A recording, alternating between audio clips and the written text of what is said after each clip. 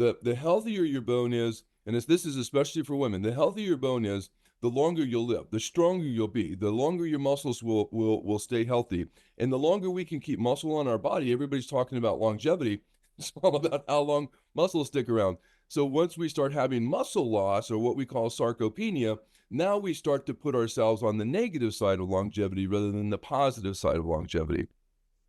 So if you're going to do GLP-1s, one of the simplest things to do is to start supplementing with an appropriate bone formula. So we use one that's through EBM. It's called S4, and what it is, it's a medical food and medical foods just have a higher standard in the FDA that requires a greater purity than what you would normally buy over the counter. But more importantly, there has to be medical evidence for the use of these. And so in this case, what we want to do is reestablish your bone density.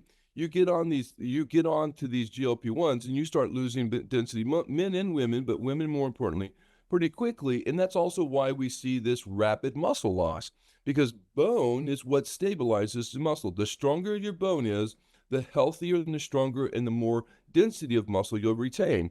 And if you start losing that bony density, you have to start losing the muscle mass.